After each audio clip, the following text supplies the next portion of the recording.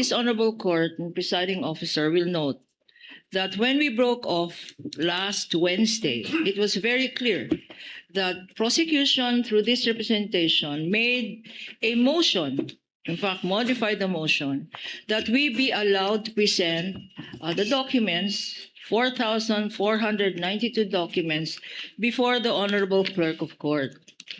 And for purposes of comparison, Your Honor, and this honorable presiding judge will recall that it did issue a directive to the parties to make themselves available on Thursday and Friday of last week, just mutually agreeing on a common time, Your Honor. Also, the clerk of court was directed to make themselves available either on Tuesday or Friday or both days, subject to a time agreed upon by both counsels for the petitioner and the respondent. Ito po ang nangyari, na-indyan po kami. Why do I say that? Wednesday, we made a text message, and I have the text messages here. When do we meet? Tomorrow or Friday? Wala pong sagot nung Wednesday.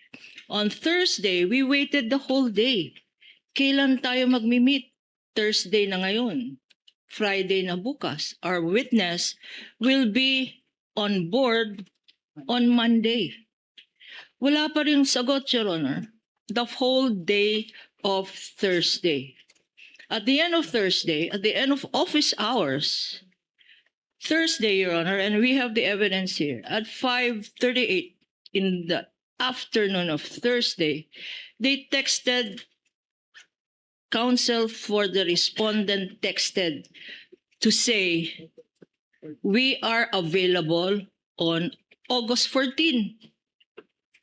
This coming Friday, Your Honor, August 14, when napakalinaw naman sa directive ng presiding officer na mag-agree on a date on Thursday or Friday of last week.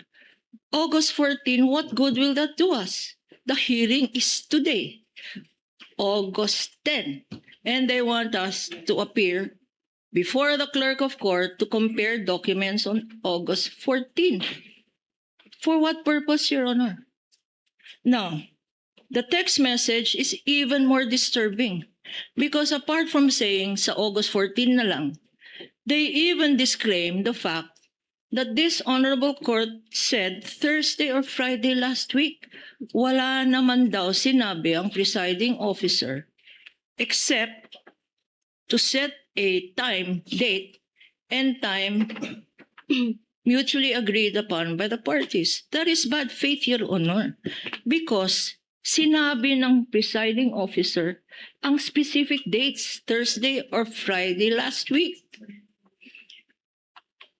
Wala daw sinabi ang presiding officer. And the presiding officer will recall that you left it to the parties, Your Honor, to agree on the time but not on the dates. Now we are told August 14. The clerk of court over the weekend also was waiting for notice from both parties. And we got a call from the clerk of court saying, walang sinabi sa amin except August 14. In a last attempt, Your Honor, in a last attempt for them, for counsels, for the respondent, this morning, as late as this morning, we approached them to say, we have 1 hour to go, let's start. And they said, again, they refused. They refused, no need daw. Kasi pakitahan na lang ng summaries, etc. No need, Your Honor. Let me just say, Your Honor, that this attitude of the respondent is not new. We had the same attitude pre-trial pa lang. Ayaw na mag-stipulate. Why? Because daw, hindi faithful reproduction. Yung kopya nila, tsaka yung kopya namin. Bakit hindi faithful reproduction? Because ang pinag-awayan, presiding officer, Your Honors, isa lang ang pinag-awayan, covering page. Covering page ng 4,492 documents na yan, ang pinag-awayan covering page. And that's why they did not want to stipulate. So, Your Honors, if I may,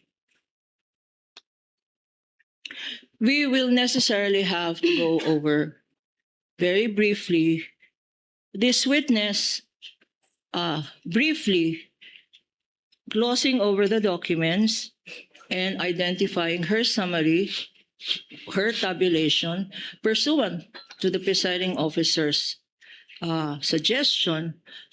And we are invoking as well Rule 130, Section 7, and Section 3C on summaries and tabulations. We will do that, Your Honor.